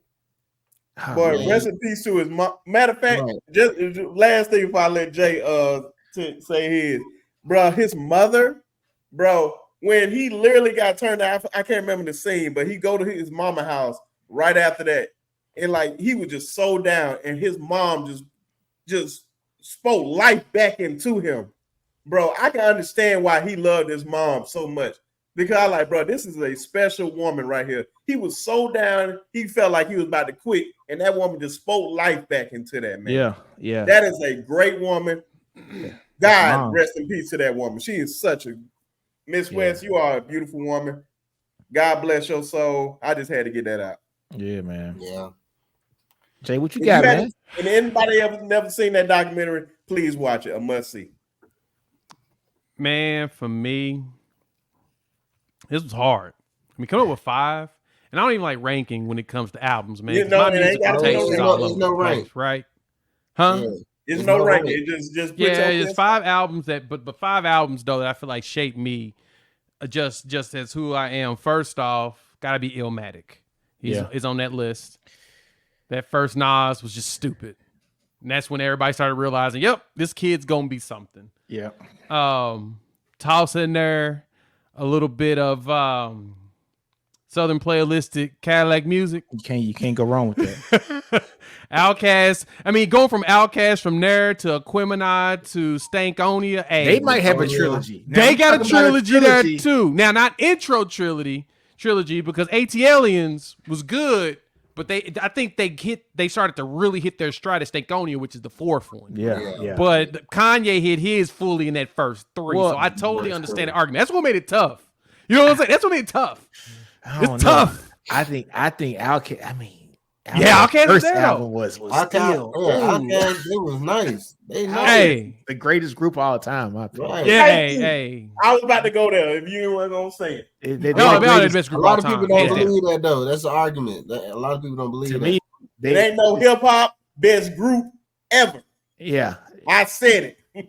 There you go. I'll die on that hill. Oh, give me Pac. All eyes on me. Yeah, that's my favorite. I gotta go with Dre, the Chronic, right Yeah. behind you, Sharpe, because just it's like every track you just play that bad boy all the way through, and you gonna be in there rapping, sea walking, Man, but it told a story too. bro. I mean, that was the Rodney King incident. It's oh my god. man. It told you some stories, Masterful album. Yeah. man. Masterful, dog. Masterful. I still go back and listen to it just to listen to all the bars that go with it, man. And honestly, the last one, I think if I was just to do 5, it was tough, but I'd probably end up. I'm gonna go with Reasonable Doubt. Now, there was one album though, it's out there, but dude just was back for the first time. Luda. I almost threw Luda in there because just everything Southern about that dude was just good. Yeah. I think we forget just how underrated he truly is Right. in the game and what he did. Because, man, you throw Luda on the track was going number 1 because he always threw some bars. You just like, ooh. Because I was like you, Nino, I was going at the 10. I had the Carter still up there. Had to find a spot for that. You know what I'm saying? It's I should have tough. put it at 10, but man, It's hard, man. Tough game, man. Because when the more and more I was thinking about it, bro, I was just like, maybe I should have expanded this, bro, because this is 5 is hard. It's always hard getting to 10. yeah. I told you I had 15 on here. I was like, I can't stop. Yeah, you And can't. like I said, my musical bro. taste is all over the place with Yeah. it, man. Like I said, going from Stankonia up to the East Coast, back Right. west, doing some dirty South. Hell, I Right. was looking at Scarface. I was like, man, Yeah, Last of a Dying Breed deserve to be on this list. And Hey. the Fix. Hey, Hey, look, man, I put the I fix- guarantee that all of us got the same top 20. To be honest with you, Yeah, or Probably so. yeah, You're you know probably what I'm right saying? on Some that. variation of it. Close to it. Every album, well, close but to it. it's just one album that nobody said yet. For one, of course, this is why. You talking about Snoop album? No. It ain't that album. I already know. This is. I'm gonna just start with this because clearly this is in every video. This is Yeah. clearly, I'm sorry. Word. I was 5 years old when my dad bought me this album, I didn't even know what was going on. I didn't even know what was going on. So this album is super special. He was just like, man, the boy listen to rap. So I hear this Dr. Dre is the hottest thing. So there you go. And so I remember getting that. Nas Illmatic. Yeah. Now this is where I love Outkast. I'm sorry. I can't even put one Outkast album on here because Damn, they gotta put all of them. albums are so special. Yeah. T.I. Urban Legend is the first album I ever bought. So you got sentimental value. I like trap music better than Oh Urban Legend. my God. Trap music ain't got nothing on Urban Legend. Shit. Urban Legend was a whole nother story. There's a battle there. I think I'm with Nino on this one. Trap music. Hey, bro. Matter of fact, I'm gonna bring y'all on a later date and we're gonna handle this. We're gonna settle this debate. Nah, man, trap music was a I'm vibe. telling you, dog, when you just started to go through it, like, oh boy, you got that one, you got that one. Oh, Yeah, I'm man. telling you, bro, there's some bangers on that Urban Legend. And Trap trap music music one was of a my vibe, favorites. though. It is. But hold on, that's 3. The other one that literally has no skips on it. In the 9th grade, it came out. I started high school in this. Young Jesus, Get Motivation 101. Yeah. When I say Thug Motivation 101. Yeah. When I tell you every dude I know had this album. Dude. Yep. No skips, I'm talking about, bro. With the snowman t-shirts, bro. Yeah, it was sick. Man, That was the time, bro. That was Everybody was Yeah. wearing the snowman. that was the t-shirt. time right there, boy. that was a time to be alive. That's And your this cousin final getting arrested that time frame. as much, and this one came out in the 9th grade too. And I don't know why. And I just thought about it. I like, even though I love Outkast is my favorite group. I love UGK. I love 8-Ball MJG. A group out of Alabama named Dirty.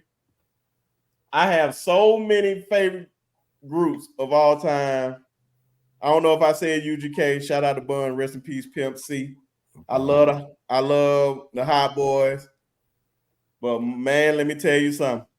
Them boys out of Memphis, 3-6 Mafia, Man. most known unknown, was played out so bad in the 9th grade. Boy, when I tell you, dog, it's so many bangers. I mean, so many bangers, dog. Man, That's why I was like, when they went against Bone Thugs and Harmony in that verses, I was like, bro, they about to wax that ass. And they did. They waxed them. Them boys. They waxed them. Like, bro, this is unfair because I was like, bro, they ain't even playing hits that they can really play to like destroy them because Bone is just too slow. They just too slow compared to these boys, man. Look here, man. 3-6 Mafia when they had that chapter 1 to end. Yep. Man, late night tip. Oh my man, that whole album, that was a high school moment for me. Yeah. That was me. Oh my God, man. I just remember, dude. Did so much. So many great albums. Golly, Gangsta Boo, rest in peace, Gangsta Boo. Oh, rest in peace. And now we got this garbage music out now. Hey, Sharpe, man, tell me what you think about these new artists, man. Trash, bro. No. All them dudes from Buffalo. All the dudes from Buffalo. You talking about Griselda? I'm talking about Griselda. What you think about Griselda, man? Benny, Conway, West Side. See, boom, boom, boom, boom. I'm not even gonna sit here and lie to you, bro. I'm not even about to sit here and lie to you. Shout out to our guy Ty. Yeah, he put me on. Oh, Ty put you on? Ty, I was already on Benny. I already Benny. knew about Benny. Burden of but Proof. He put me on the rest of Conway. I was on a little bit. Yeah. But the other guys? Nah, hey, Burden of Proof. So good. It was the best album of that year. And I don't know why I never got nominated for a Grammy or anything. I got a fun story about them. So their producer, or actually one of them, you know what I'm saying? His name is Camouflage Monk. He the homie, right? You know what I'm saying? He actually went by like another name back in the day. And so he was coming from Buffalo. He flew down to Florida I was going with my homeboys. They had a concert with Currency and Dom Kennedy for the Saints Super Bowl against the Colts. It was called the Cool Bowl. And I picked up, Monk from the airport. I was driving from Georgia, and we drove down to Miami for the Super Bowl. They had the concert, and see him, how he's grown, and now he's like this producer for Griselda and for everybody else. And he was telling us about it. He was like, dude, it's called Buffalo Kids, bro. Just wait. It's coming out eventually. Buffalo Kids, Buffalo Kids, Buffalo Kids. And now I see him on TV, and they all got the Buffalo Kids changed. I was like, this what you meant? He was like, yeah. You know what I'm saying? Dude, that was like 13, 14, 15 years ago. Bro, Yeah. I'm not even going to get to you. But I'm telling you, before we get off here, the album of the year this year. Which one? Easy. It's Killer Mike. easy. Killer Mike. Killer Mike. Michael album. I mean, beautiful. Did you see his performance on Jimmy Fallon? Huh? Did you see his man? He had a live performance of his song about his mom and his grandma on Jimmy Fallon. He was crying on the stage, man. Like, dude, I almost jerked it. I had to turn the TV off, man. I said, I ain't crying today, man. No tears for me. That's the best album of the year. That's the album of the year, man. And like not rap. That's the best album of the year. They don't win a Grammy. His grandma is from where we from, dog. He speaks on Tuskegee a lot. I did not know like his family is from Tuskegee, like his grandma's side. Man, that's the best album of the year, bro. Yes. That's the album of the year. Man, I'm gonna interview Killer Mike one day, and I can't wait to tell him how much I appreciate him because I already love Run the Jewels, man. Yeah, all these albums, and it just be one of your favorite rappers growing up, and then you get to see his best album come like 20 years later. Yeah, man, that is beautiful. Well, it's because he was priming himself for this. I mean, Mike is a Grammy Award winning artist that people don't know. Like my wife didn't know. My wife is like, "Oh yeah, that's the dude that be on Bill Maher's show." I'm like, "No, that's Killer Mike." I'd be like, "That's Killer Mike." It got to be soon to be album of the year, guy. If he's not at least nominated for that, I'm gonna be disappointed. Yeah, man. Killer Mike. What a great album. But guys, I appreciate you guys, man, just even coming on, man. I really wanted you guys to come on because ever since I met you guys on Ty's show, you guys showed me nothing but love. Bringing me, I know y'all been in this YouTube space for a long time. I'm just really getting started. Oh, and then I got my partners to help me out, which is Quint, one of the four guys that I just asked him, hey man, I didn't want somebody to come out here and help me, and he was definitely one of those guys. The other two guys, shout out to Arlon, shout out to Haven. I wish you guys could have met them, but you'll probably meet them on later show. But I want to give you guys y'all flowers because y'all showed me love. I just can't wait to bring Ty on the show, so these guys can finally meet Ty because I want to talk about some of these subjects to get them out his little element a little bit. Hey man. Ty know music, man. He does. He deep in it, man. He shocks you. He'll shock you. Oh no, he didn't shock me. It was after one stream. We sat there for 30 minutes and we were talking about music. Yeah. And I was like, damn, bro, you know some shit, bro. Yeah, man. Ty. Yeah, man. Ty knows stuff, man. Shout out to Ty, man. I want you guys to go ahead and shout out y'all pages or whatnot. And let everybody know where you're from or where they can find y'all stuff at. And we'll get man. Out of here. Yes, sir, man. So look, Nick Battle, aka Nino's Corner, Nino'sCornerSports.com. Go to YouTube, you know what I'm saying? Nino's Corner Sports. Twitter is just Nino's Corner. You can find me there. I do Texas content, SEC Connect on Wednesdays with Jay and Ty and Steven as well, and Chris with a K. And also on Fridays, Bleacher Report with Jay, Ty, and Steven as well, man. So look me up, follow, like, subscribe, man. I appreciate it. Yeah, Jay Smith, Unfair Sports. Find me on YouTube. Find me on Twitter or X or whatever it's called. The X Bird is what I'm going to call it now. Find me on the X Bird. Just search for Unfair Sports as well as whatever podcast to download and listen to. Be Sharpe. Thanks for having us, man. Hey, it's new in the game. It gets tough doing it, but, man, once you start figuring out, you'll start growing. So we here every step of the way to help you out as much as possible, bro. We appreciate you having us on here. Yes, sir. Oh, yeah. And Quint, just shout out your Instagram and all that good stuff, my brother. Man, I was up here trying to follow y'all, man. Don't worry, it's gonna be in the description. All that good stuff. I am QG. QG Sophisticated from the 46 Tuskegee, Alabama. And Roll Tide. You already know, man. And we appreciate y'all. This has easily been the longest pod, but I already knew when we got to them albums, man, we was gonna talk some stuff, man. We officially about to hit 2 hours. So, as always, man, appreciate y'all showing love. See y'all soon. Roll Tide. Peace out.